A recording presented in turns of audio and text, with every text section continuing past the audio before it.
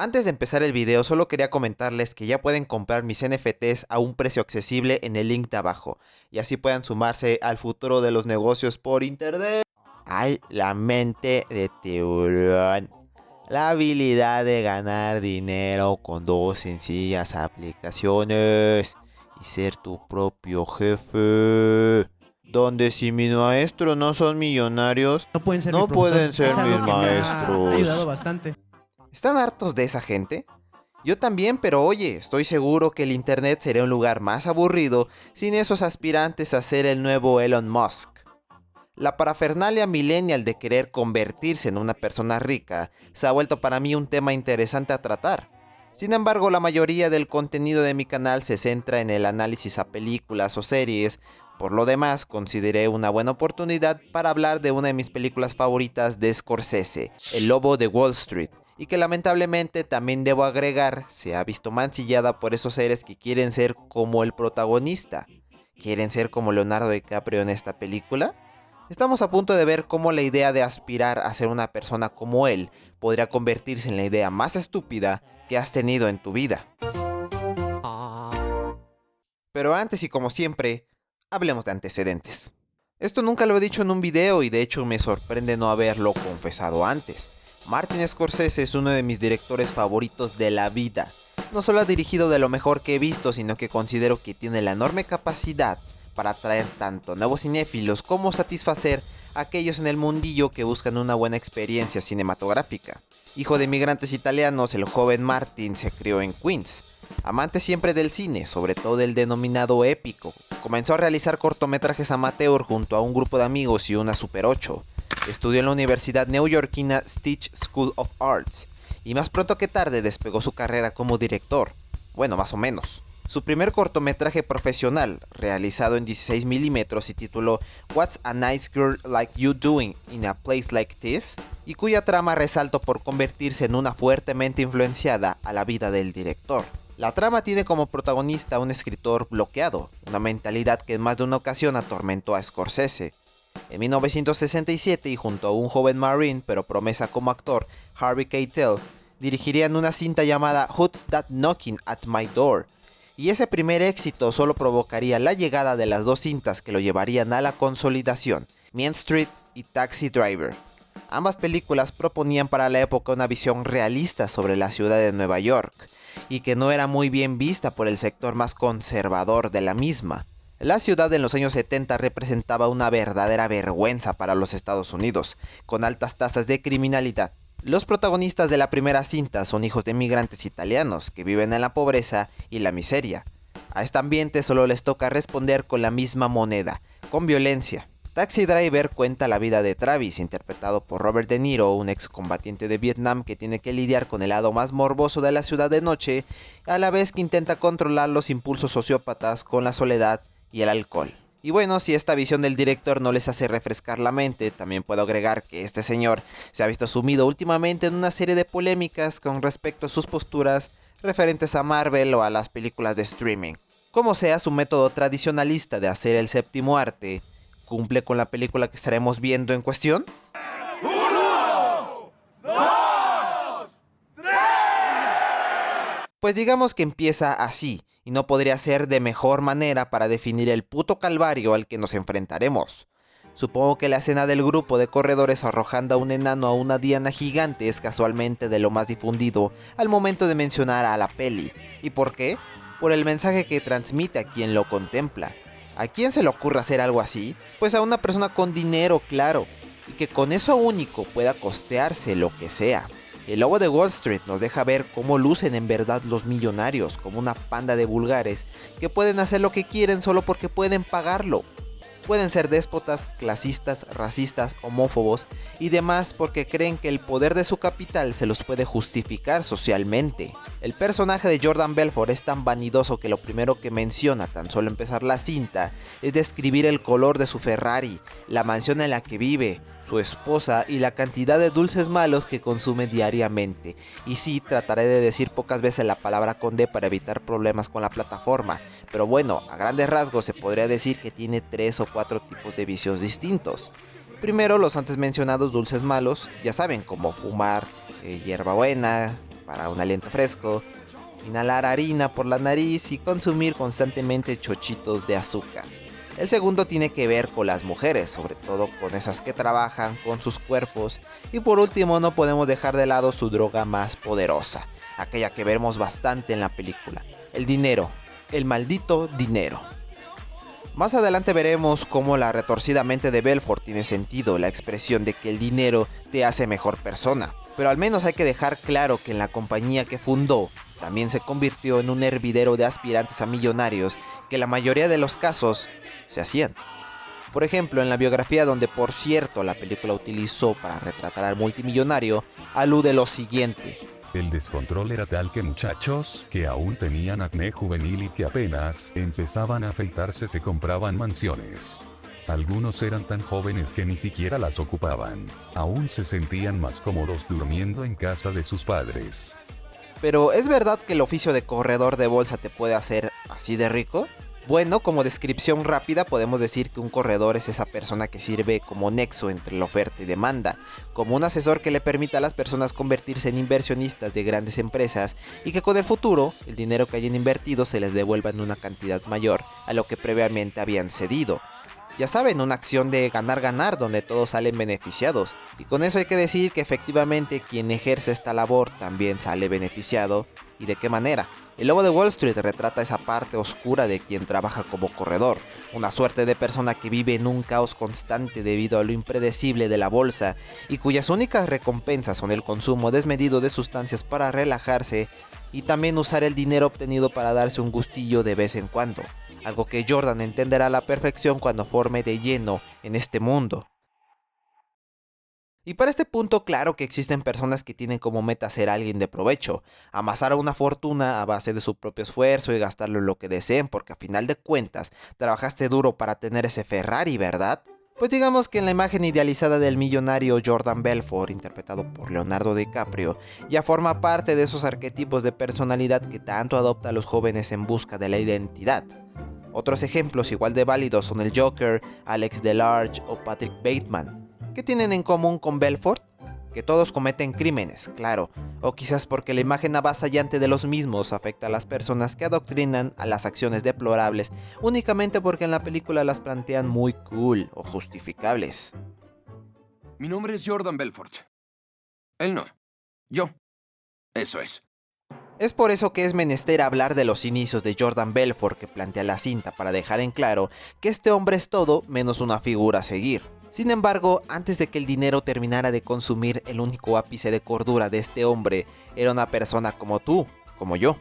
Jordan Belfort empezó trabajando en L.F. Rothschild, una empresa inversionista muy cerca del Empire State. El joven Jordan empezó siendo el eslabón más bajo de la compañía, siendo peor que basura, como usualmente le decían. A pesar de que el joven trabajador esperaba, al igual que todos los que cruzaban esa puerta, volverse rico, Jordan no trabajó como corredor de bolsa en ese lugar, sino más bien como una suerte de secretario o un conector, como en realidad le llamaban a su trabajo. Pero prácticamente era la misma ciencia: contactar a compañías multimillonarias para poder hablar en persona con los dueños de las mismas.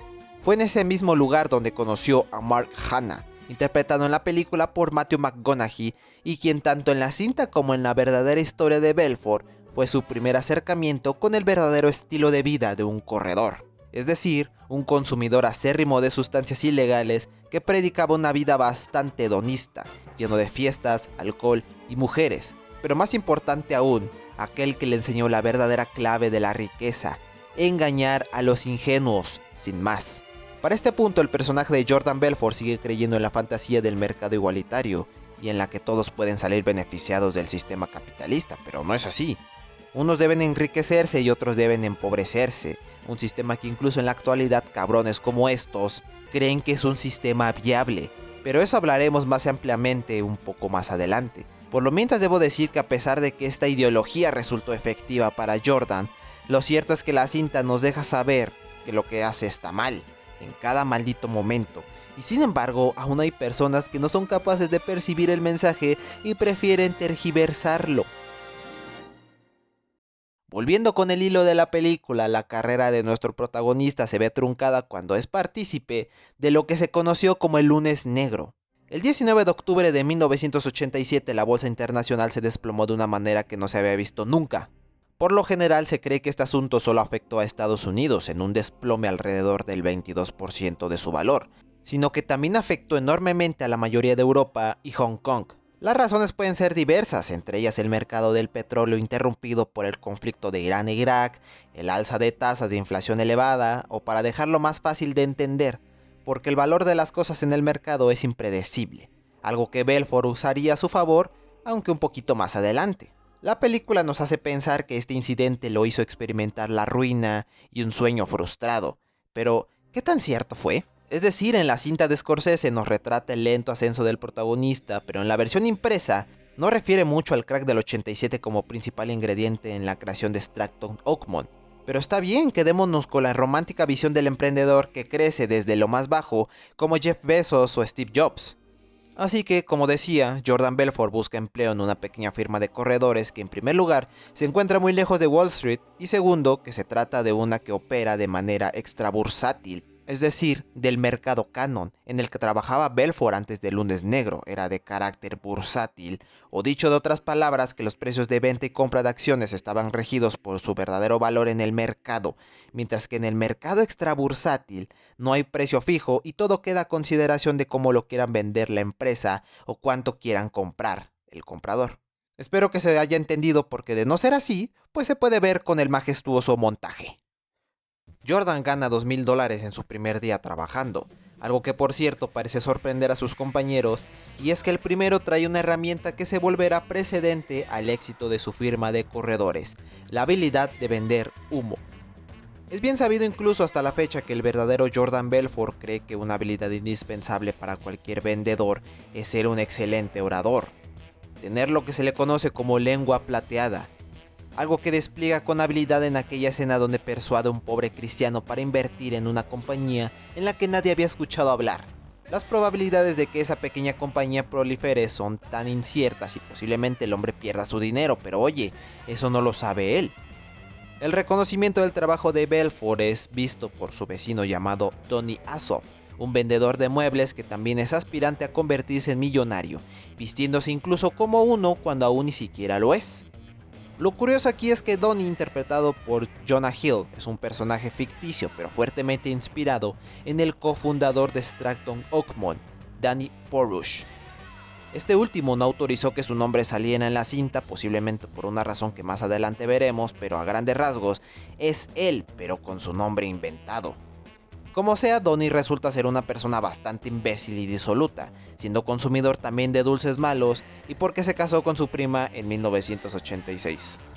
A la fórmula se agrega el resto de miembros fundadores y los cuales no pienso detenerme mucho para explicar sus pasados, pero al menos quédense con la imagen con la que se proyectan. Un montón de buenos para nada, sin estudios, pero aspirantes al sueño americano.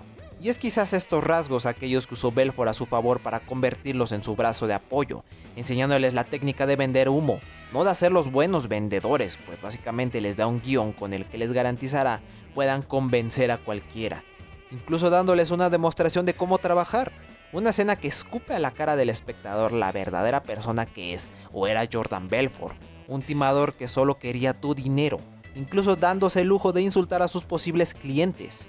Pero volviendo al libro, ¿qué tan cierto es que el verdadero Stratton Oakmont tuvo ese inicio tan irrisorio?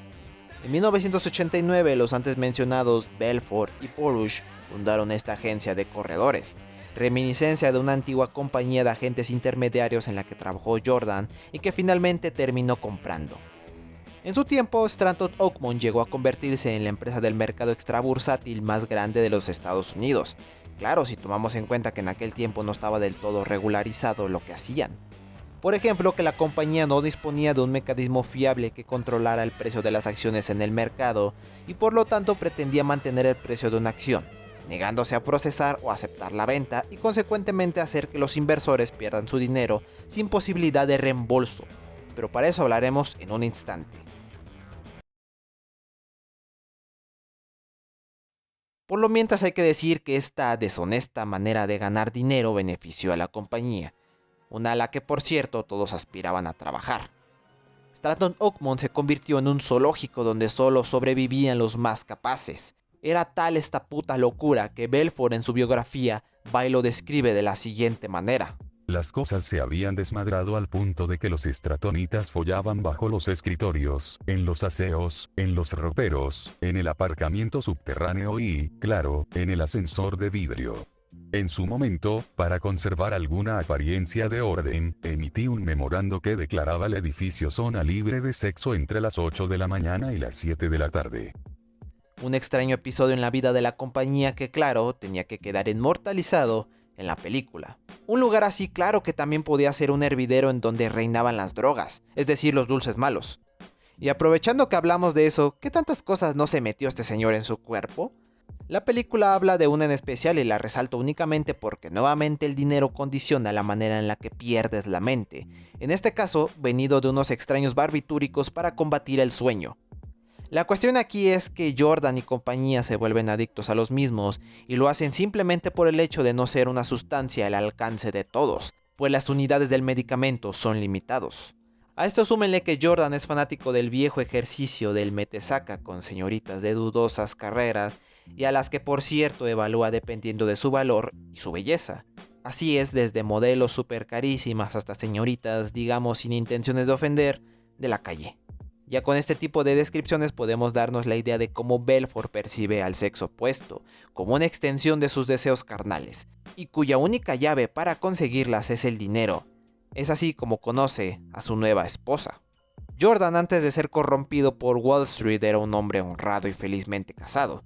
El poder adquisitivo le hizo alejarse cada vez más de su esposa hasta que esta última lo encuentra intimando con una supermodelo llamada Naomi LaPaglia, inspirada en Nadine Macaluso, quien en la vida real fue la verdadera segunda esposa de Jordan Belfort, y bueno, tan solo hay que echar un vistazo en que la relación de estos dos es de interés. Por una parte, Naomi parece estar con Jordan porque lo ama, tampoco podemos negar que el dinero de su esposo también es algo que disfruta, aunado a la mansión en la que vive, que tenga un yate con su nombre impreso, etc.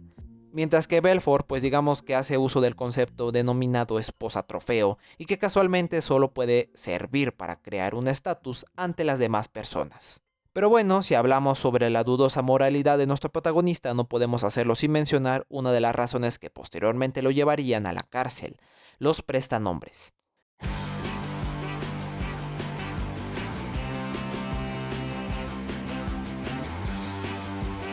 Jordan emplea este método como medida para poder amasar más dinero, pero al no estar a su nombre, entonces fácilmente puede eludirlo de Hacienda. Aunque bueno, el uso de nombres prestados no se limita a eso.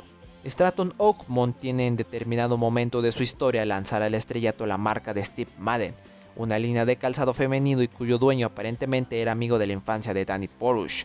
Ya con esto sabido, Jordan y su equipo lanza a la bolsa el precio de las acciones de la marca, y a un precio muy bajo. Sin embargo, Belfort ya poseía el 30% de las acciones de la compañía, lo que le daba un estatus muy grande en la misma y una oportunidad para ganar todavía más dinero. Stratton Oakmont en su tiempo practicó un delito fiscal muy penado y en el argot estadounidense se le conoce como pump and dump, y la cual consiste en inflar el precio de una acción y venderla bajo engaño.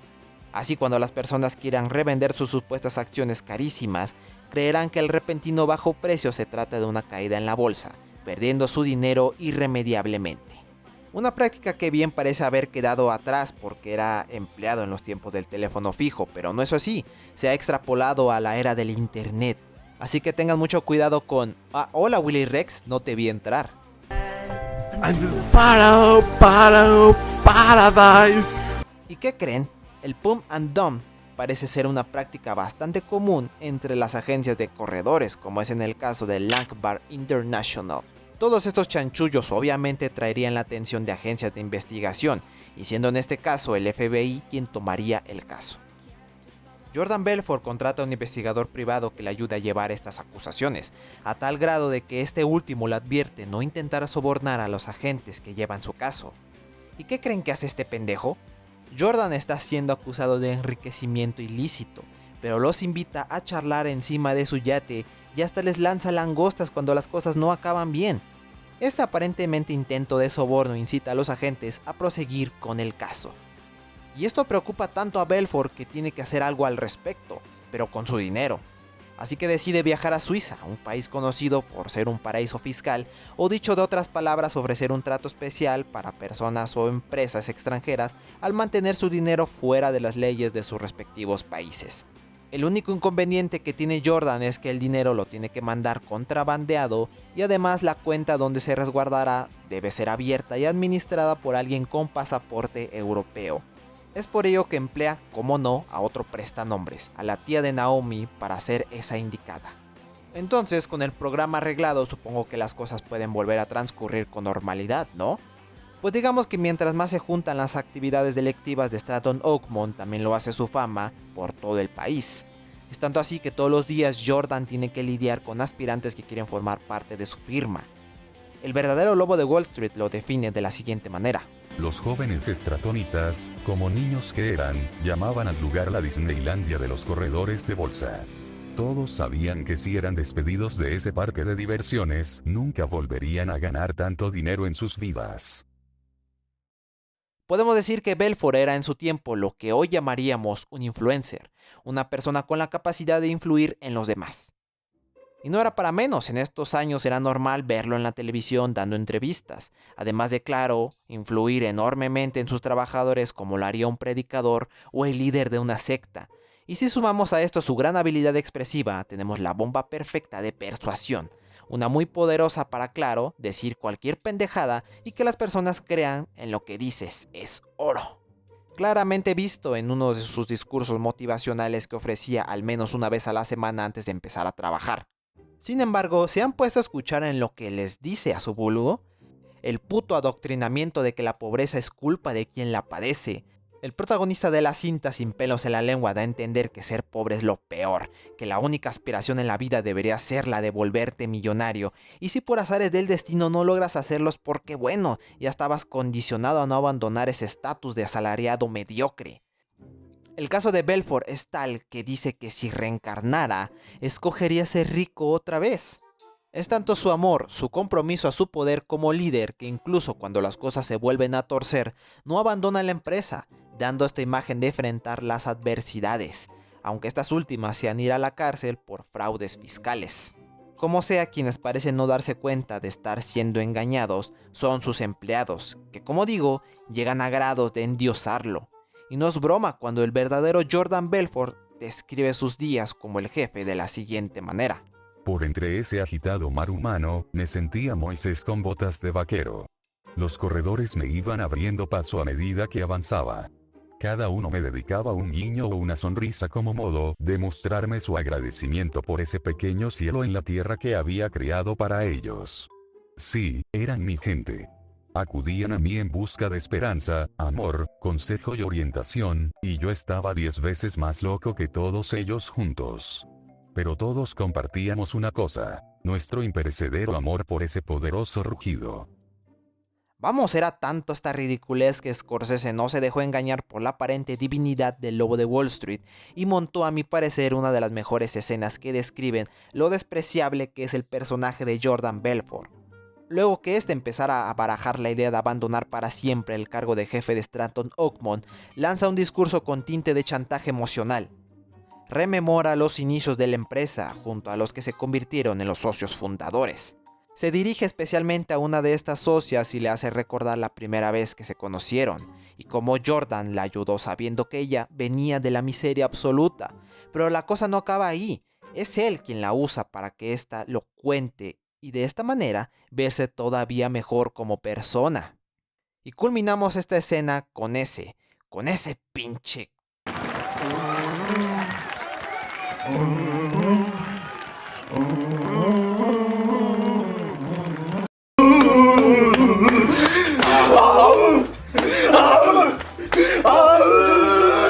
Yo lo sé, era 2013, año de estreno de la peli, claro que estaba de moda. Todos los que la vieron, incluyéndome, considerábamos que hacer ese canto era divertido.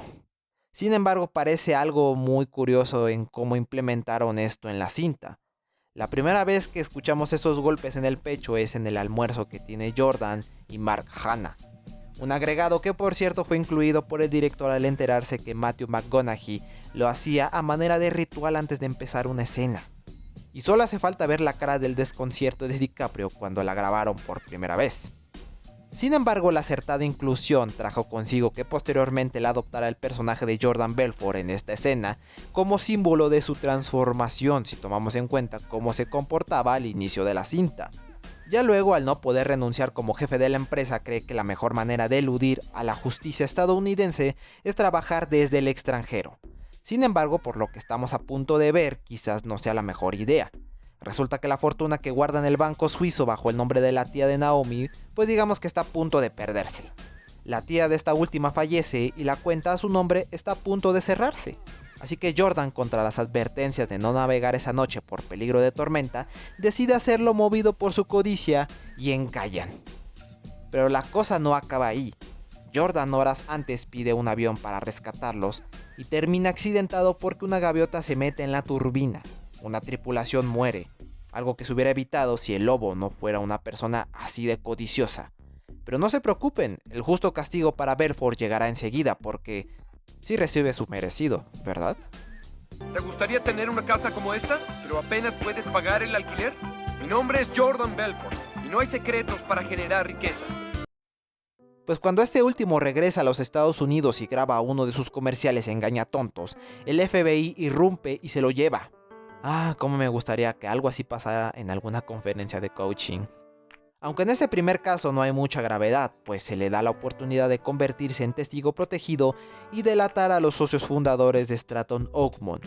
Algo que por lo visto iría en contra de sus principios como el lobo de Wall Street, pero claro que acepta conociendo la dudosa moralidad de Jordan Belfort. Mientras tanto, las cosas en casa tampoco parecen marchar muy bien.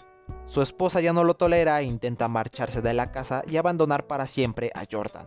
Las cosas se complican y este último intenta huir con su hija, terminando en un terrible desastre que lo aleja definitivamente de su familia. El verdadero Jordan Belfort ha declarado que lo que se muestra en la película no es exactamente como sucedió, por ejemplo el golpe que le da a su esposa, culminando este último que nunca le puso un dedo encima. Pasando al otro asunto, regresa a las oficinas con un micrófono plantado en el pecho y de esta manera recolectar evidencias que ayude a arrestar a los demás miembros de la firma.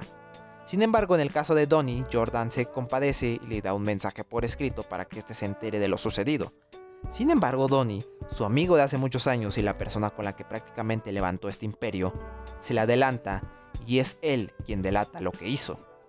Obviamente vuelven a arrestar a Belfort por desacato de las órdenes y ahora sí es llevado a una cárcel, en donde pasaría 2 años.